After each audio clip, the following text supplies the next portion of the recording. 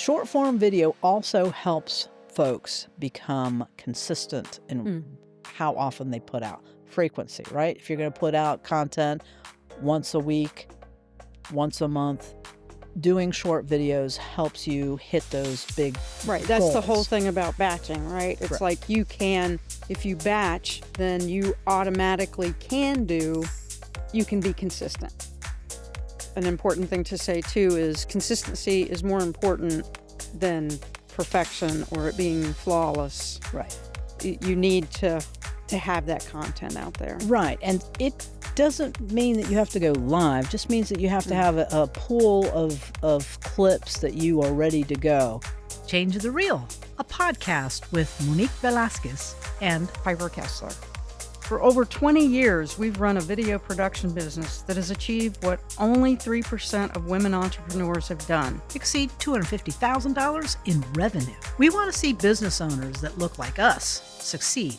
That's why we've started this podcast. Change the Reel will drop twice a month. We'll release 2 types of episodes. One is with Piper and I kicking it and talking about using video in business. And the second features conversations with business owners using media to drive diverse perspectives. This is Change the Reel. Representation starts here. Hey, y'all. Hey, y'all. I'm Monique Velasquez. And I'm Piper Kessler. Today, we are focusing on giving mental wellness professionals tips for creating video content. We're focusing on mental wellness professionals because it's our belief that representation is important in all the wellness spaces. Check out our Change the Reel Season 1, Episode 8. We talked with the amazing Dr. Linnell Plummer from Onyx Therapy Group. Be on the lookout for her book, published by Norton, The Essential Guide for Counseling Black Women. It's that conversation that inspired us to do this episode. And we want to help you grow your practice by stepping authentically in front of the camera and be seen as an expert in the wellness space. Especially if you're LGBTQ or a person of color. If you're using video, then keep in mind that healthcare requires special ethical and sensitivity considerations.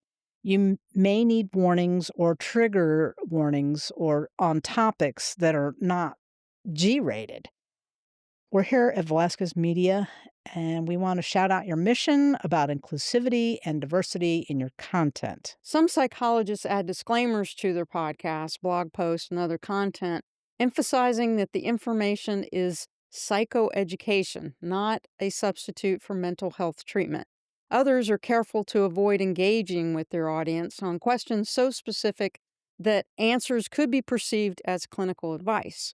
You know where your boundaries are, so remember to produce ethical content. Let me drop some of these stats. Over 80% of clients say they're more likely to trust a therapist or coach that they've seen on video before they book. And short-form video drives 2.5 times more engagement than static posts. But here's the kicker. Creating content as a therapist, counselor, or coach isn't like being a lifestyle influencer.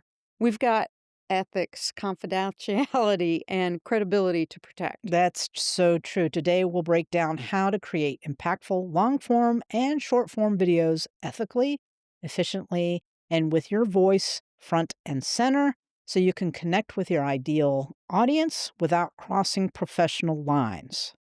We want you to consider leading with education, not diagnosis. Talk about general topics, not ways to cope with anxiety specifically. This is better. Let's diagnose anxiety on TikTok. That's a big no. That's a big pass. Don't want to do that. Create a content comfort policy. Write down your personal red lines, topics, language, or formats that you'll avoid to maintain boundaries. Keep in mind that confidentiality comes first, even in storytelling. Composites or anonymizing any client-related anecdotes are always a good idea. Never share identifying details. Protect your scope of practice. Stay in your lane. If you are a coach, a counselor, a therapist, and be explicit about it in your bio and intros and descriptions. You want to be consistent, and you might even want a disclaimer like this video is for education purposes and not a substitute Hmm. for therapy. All right, let's transition here and let's talk about some long form video content. What we have is the idea that long form content builds trust, right? Right. We might do what we call a, my special sauce video. It's like, I am a therapist that deals with veterans Mm, of right. war or refugees or abusive relationships. I mean, those types of things, right? And so you want to talk about what your special sauce and what you help the most or that your special focus is. And creating videos that explain this are really very useful for you as in the mental wellness space, right? Because it increases your credibility. Absolutely. You want a library of videos out there that talk about your credibility and what you do, right? It is a way for people to get to know, like, and trust you. You want to structure your videos sort of like a session, right? So you have like something that hooks people that are viewers. I am your person to call when the chips are down and finances are tight and you have, a family of 5, whatever Yeah. your specialty is. And you want to deliver value. So you're doing psychoeducation. Right. Well, that's an interesting term, right? And it's really interesting for those in the wellness space that it's not just psychoeducation, but, health education as well. Yeah. And that could be like little snippets of how, when you're in this, you might want to try this. Those videos that are long form can also be focused on reflection, pose a thought-provoking question. That is one. It's like, what do you do when Mm. the, PTA meeting, you get a call or, you have, the kids are not doing well and you're getting pressure at work, right? That's a thought provoke that you might lead in for a long form video. And talk about coping skills. You're not diagnosing, you're not giving therapy, but you're giving skills and information. I got a call not too long ago from a therapist or a mental wellness person who was really cued in and wanted to deliver maternal wellness, mental wellness for, a prenatal headspace. Hmm. I don't know if that's a a term I should be using, but what people that are about to give birth that are not in a good headspace, and they wanted to give a series of videos to talk about that and to make it available to clients that aren't necessarily in the pay category, that they want to reach Mm. out to different nonprofits or different groups that are serving this population. So, this is a way for you to do maybe a series on a Mm. topic, right? And so long form topics are a good way for mental wellness folks to get in and do this special thing that you do and talk about how you can provide. And, as you know with each patient, as I know with each client, one size does not fit all. One tool does not work every time. And that's why the disclaimers are super important. And a reason in your videos why you should have a call to action. Mm. If you're here and none of this is ringing with you, call me. Book time with a therapist, maybe not me, and then provide, resources, right? Hmm. And we do this. Yeah. Right.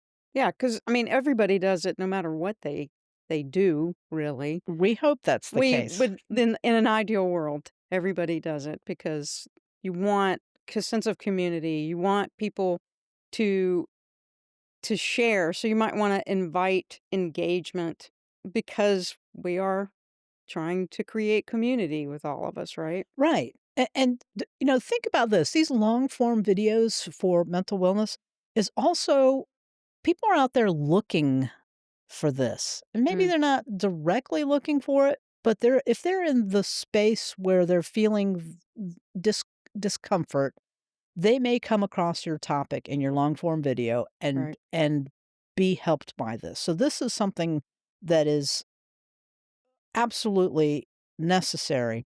Don't be thinking that right. TikTok is the way to go because those are short form videos. I think long form videos Yeah. are some of the best places that help clients really get to know you. Well, and I think too, it's if someone knows someone, they're going to point it out. I think they're more likely to do it if it's a long form. Say, hey, this may interest you. Don't be afraid of the long form. Right. Another thing about long form is like you want to be able to batch film once a month, right? Record 2 to 3 videos in one sitting with simple lighting, a clean background, keep it simple. We talked about, Mhm. how to avoid DIY fails, and keeping it simple was our number one tip there. And you wanna keep your energy consistent. You wanna be Mm. that if you're talking about topics that need a little more empathy, you definitely wanna have that right tone. Luckily here, we talk about video, so we can be all jazzed about All it. over the place. We can be all over the place. Well, that's not totally true, but Right, yes. and so when you're doing your long form videos, definitely consider doing a batch. So 3 5-minute videos if you're, sitting at your desk, quiet, block out the time, right? Another tip is to for long form videos, use storytelling to connect. Right. Why And that would might be your why. Like why you do what you do. That's a story more than likely. Your it also shows your values and personal insight so someone can see hear something and go, "Oh, well that's the person I want to talk to." Right. We had therapists who's, that had time in the military and they serve Mhm. military veterans, and that was important, I think, as a hook to let people know in the long form content that they had that experience and that was part of their story, 'Cause it right? could be a shared experience Right. and you're more likely to be, "Oh, okay, I can quickly get there with this person." Storytelling is the quickest way to connect. And as mental wellness folks, I'm sure that you're used to telling stories all the time to get a Mm. point across. So again, you want to remember anonymize and compositing and not having too many details out there to identifying who your patients And potentially are. these stories I think are can be very compelling and give comfort to the LGBTQ community, Mhm. and I mean, especially right now. In this climate right now, having that part of your story or understanding why you serve that particular population makes sense. And, we met an individual from, I think the Bay Area in California who was doing a retreat for biracial women. Right.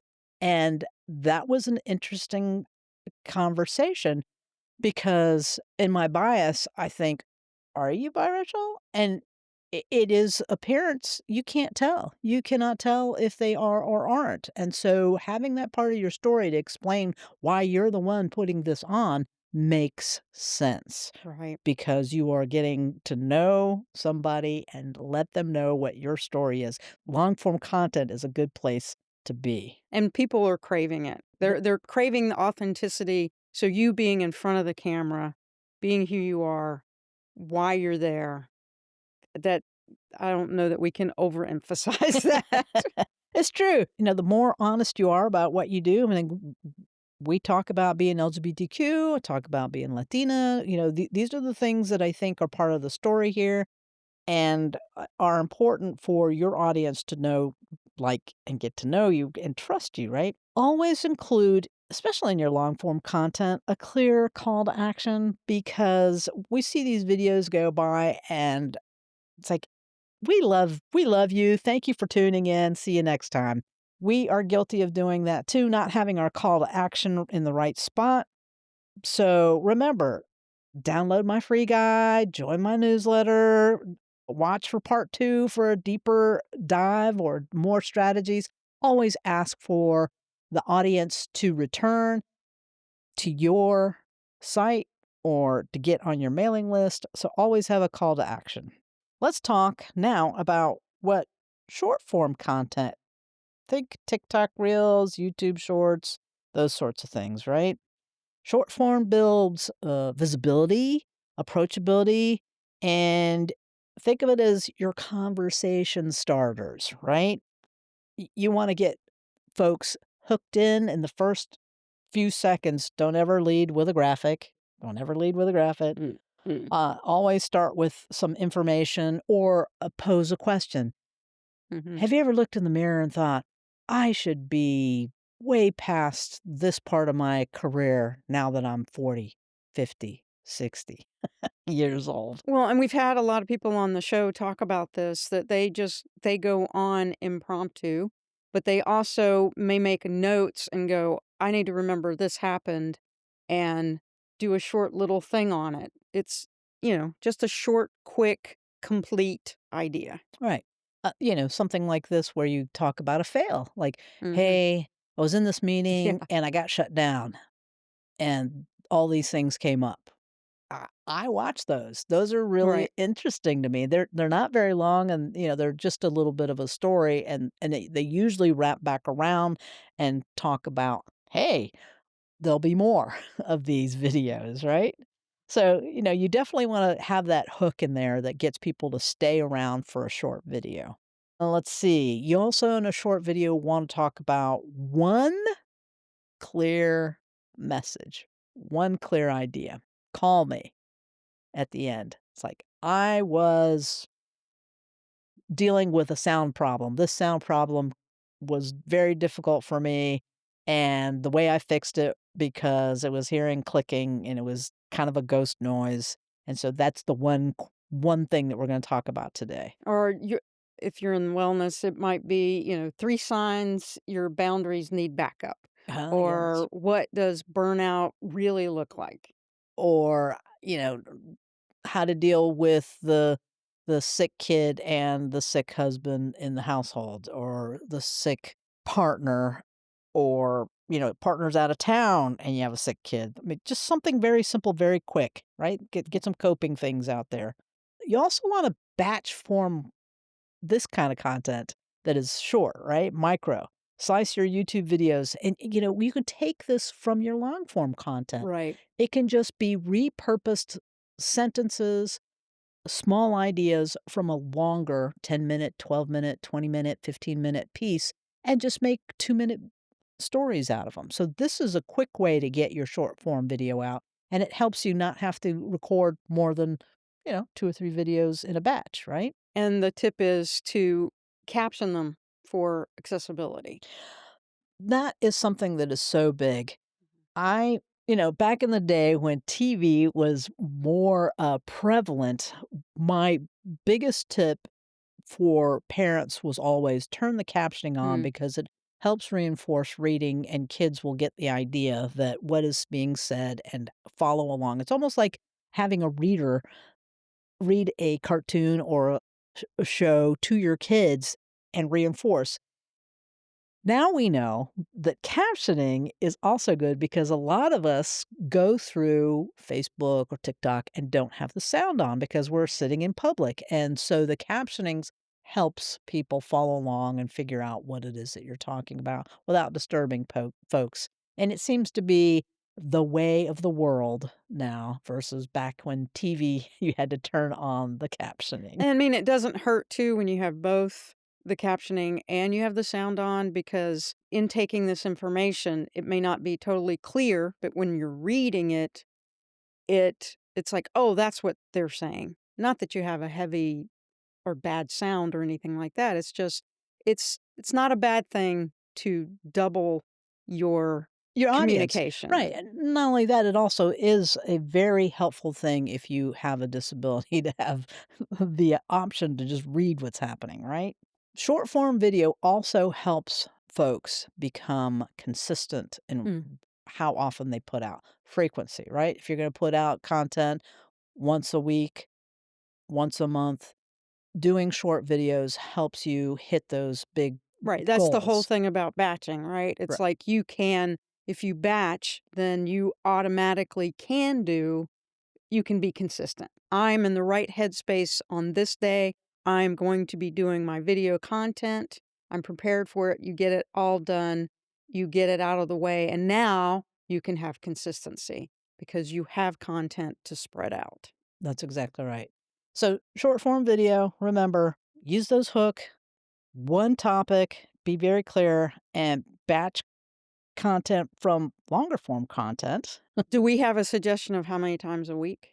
Consistency is on what you personally can accomplish. If you're very, very busy, you're going to have to put aside once a quarter, it'd be my suggestion. Take a day and do 3 or 4 long form and then send it to an assistant who can just peel out the shorter clips. That way, you could do one long form per quarter, and then in that quarter, allow you to get smaller clips. Depending on how many Mm. clips that you can pull from a long form, you might be able to pull 5 clips. An important thing to say too is consistency is more important than perfection or it being flawless. Right. You need to have that content out there. Right, and it doesn't mean that you have to go live, just means that you have to Mm. have a pool of clips that you are ready to go and put it in a folder and then, schedule to post it kind of thing. And I know that this takes time, and if you take a whole day just to do this helps you become more consistent. And if you do it for 90 days, a quarter, that's a quarter, right? You may actually see some movement engagement And I because don't remember what's the rule about becoming a habit. It's like after 90 days it becomes a habit. So it's not as painful then after that when you are being consistent about it. hey, this is short form video is one of the best ways to do it. And it's not a big commitment if you do very short, I'm going to hold my cell phone up and do the selfie talk and keep it to a very simple topic and a very simple call to action at the end and be done with it And don't keep going, "Oh, I hate that take. Let me do it again." And then go, "I'll do it later." because you're going to forget something. Yeah. It'll never be perfect, but it'll be done if you just get it out there. One of the things that we talk about a lot is live streaming. Okay. And so, live streaming for the mental wellness professionals Mm, can be a couple of things, right? We know that the age of Zoom and video conferencing is here to stay. We are used to having these virtual live sessions. And I think a lot of wellness professionals see that as, "Oh, I'm on another session." But you hmm, shouldn't think of it that way. Live streaming has some big perks because you can expand your audience potentially, right? So you can do a one on one, you can do a group.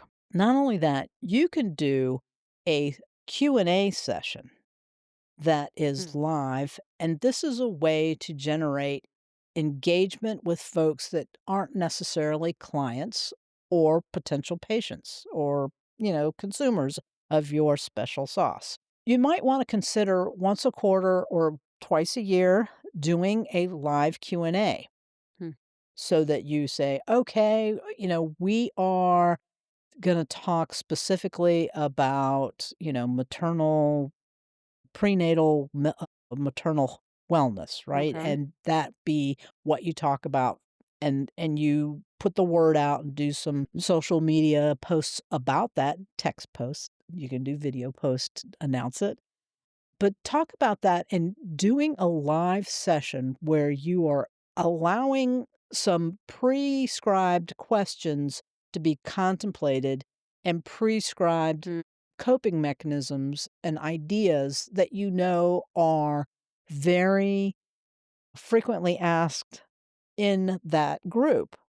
And knowing that there are gonna be people that want very special, suggestions and have very specific questions, and that is a way for you to gain trust with them and get them to take another step to book with you or to book with another therapist or wellness specialist. and you're saying make it so you know what's coming. They're pre-done questions. You're not Oh, giving advice to someone that you don't know. You're giving ideas. right. You are doing a little bit of prescription. Now you're Yeah. gonna give the open the door to Q&A. Now, this is an interesting thing because Mm, when you have a group of people that have this common interest, then there's a little bit of openness about what they're willing to ask right. because they assume that everybody in the group has a reference for what you're asking. It makes it for more engaging and safer space for whoever participates. But you really should be setting up your live Q&As. You can do LinkedIn, you can do YouTube.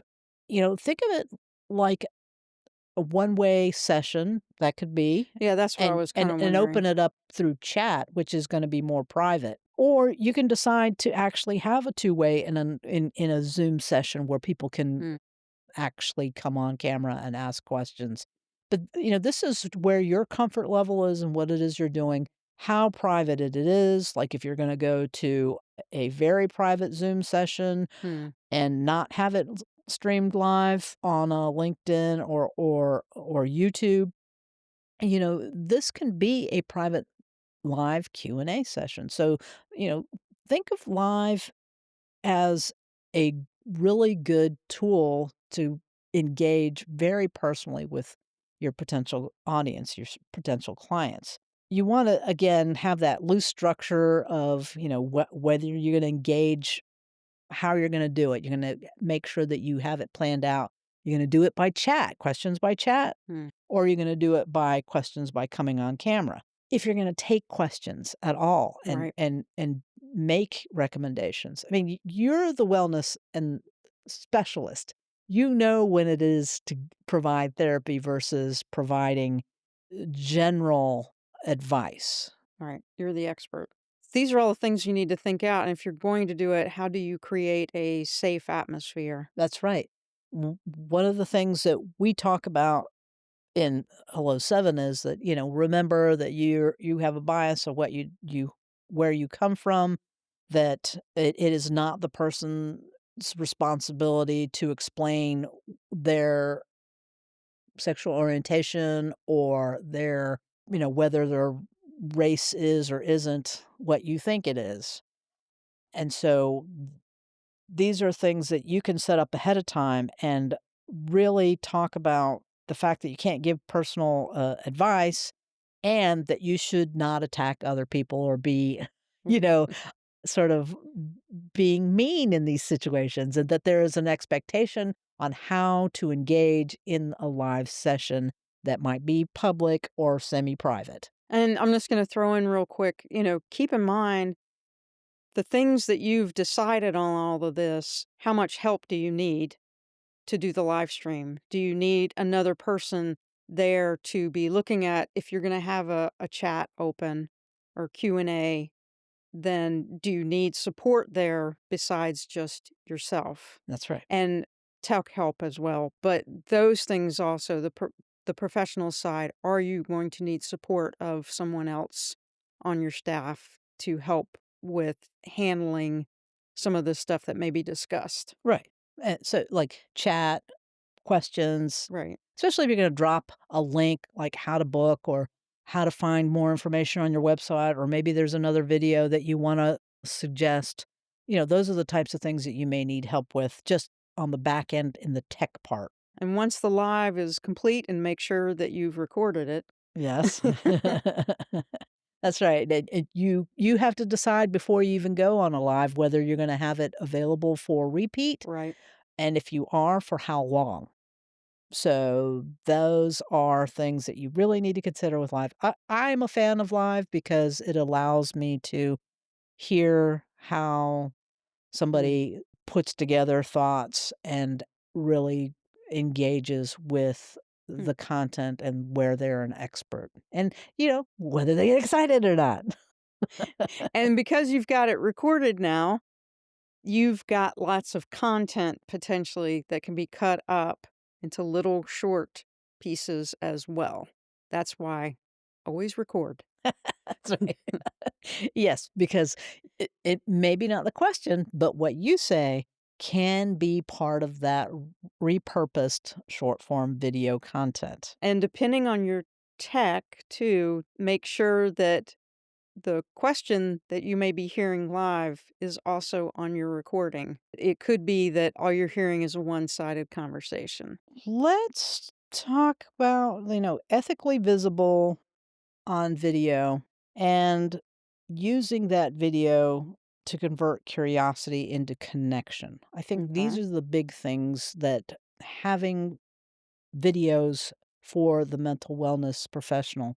I mean, those are the biggest reasons to do this, whether it's long form, short form, or live video streaming.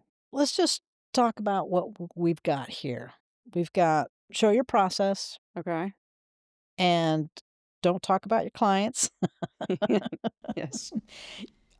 You can also do behind the scenes moments like setting up for your space, getting ready for receiving somebody in your space. That would be an interesting video just behind the scenes, right? Or a group. I was thinking about this the other day about a group coming in, and you could be talking about how you are preparing and what the group, Why the without group? disclosing too much information. It's like, I have a group of veterans coming in and we're going right, to talk about XYZ. that can catch the attention of the people you want to serve. You also want to remember that having testimonials is Mm. also very, very good for any service provider, whether you're in the wellness space, mental wellness space, consultant, accountant, lawyer, whatever it is that you do. Having testimonials is also one of those things that you can do as a short form or a long form video for your marketing. You also wanna in your videos, you wanna talk about transformation and not the trauma. Remember that. I mean, you Mm. have this capacity to talk about, how horrific things are. We've been involved with a lot of these types of videos where the stories are just horrific and unimaginable for the people involved. But ultimately, what we really the video's intent is to talk about the transformation and what it prevents and what are the mechanisms to make this not happen. And so for mental wellness folks, I think that Mm. is something that you really need to be cognizant of when you're putting together your content. So again, speak Yeah. to transformation, not trauma. So, we talk about how you're here to help clients feel more grounded, right? Not, you know, how to Right. survive, abusive blah blah blah or whatever it is. So, just a framing, a reframing on what you might be thinking, why you can't do this. And I'm here to say, yes, you can. It just needs a better framing for how to Mm. put together a video. The other thing is, if you're going to share the screen, you want to invite the right people in.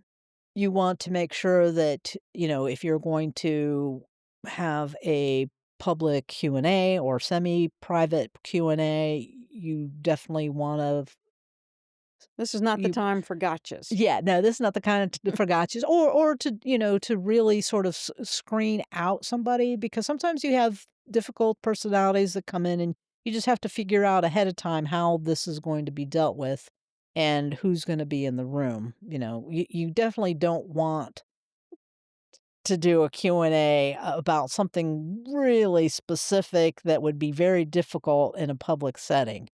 So you might wanna think, more general, more gentle entry points. And the other thing is, you also want to invite people to work with you, Hmm. to engage with you. Get Call to your action. call to action. Get your newsletter, sign up for more information, look at my website, go watch my other videos. Whatever it is that you've got, you definitely wanna go with that call to action. We're going to just cut in real quick and say some of you might be thinking, well, how does marketing videos fit into my content? Do I even need a polished or produced video? And do you? I mean, what is it that you're trying to accomplish? You need to understand who your client is. And I would say, for attorneys and people like that, they have polished videos for a reason. how do you want to be perceived by your client, right? Mhm. And so that's the decision of how polished do I need the video to be. If you're an artist, you're in your studio, you Mm. can be dressed in paint splattered clothing, but if you're a professional doing some wellness You information don't want to hear yelling in the background or a lot of cars going by that could say, "This is an uncomfortable situation. atmosphere. Right. I want to put myself in that?" Right, and so those are the types of things you really need to be cognizant of. Th it is unlikely that these things are gonna happen, but when Right. they do, you really need to figure out, is it right for your audience? Is the right message for the service that you provide? You know best. You do know best. We wanna maximize every minute of content that you can squeeze out, right? So we're gonna emphasize that you should absolutely repurpose long form content, live Q&A content, and it allows you to help you become more frequently and more consistent in your posting for video content. You can turn one long form video into 5 short clips. That's right. You can convert transcripts and into blog posts Yeah. or creating captions for your video. You can, sort of take key quotes and make them text posts or make them video posts, right? You can schedule content uh, batched by themes. Like Monday is mindset.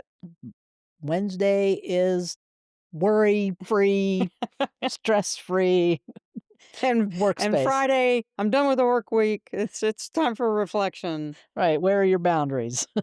And you can have little templates too ready for you. Yeah, so, like, having some things in Canva or some other workspace that has them pre-branded for you and just Right. adding the text that comes from a transcript from your video and that sort of thing. So these are extra bits of postable content that can come from creating videos. And in all, you want to remember your mission when you put together your messaging and videos. Yeah, you wanna be authentic to your brand and to continue to practice your ethical service. So, let's talk about authentic representation in Okay? ethical practices for video. We know that you wanna speak from lived experiences, not from somebody else's, Yeah. and potentially you have, a shared story from a colleague. You wanna center your perspective without assuming one voice will capture all people's problems or be the one magic bullet to solve a problem. Let's see, you wanna highlight different stories, diverse stories, collaborations. You wanna potentially feature a guest, do an interview, short interview with Mm. a colleague, you know, resources from different intersections of identity, LGBTQ, BIPOC, y- Make socio that the norm. yeah, social economic interaction, and to show that, everybody has the capacity to put these skills to use and that they are transformative no matter where you are, and that it's not just for this population or this community because that's all we see on camera.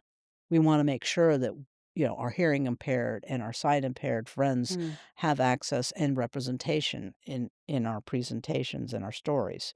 And you want to show up as you are, as yourself.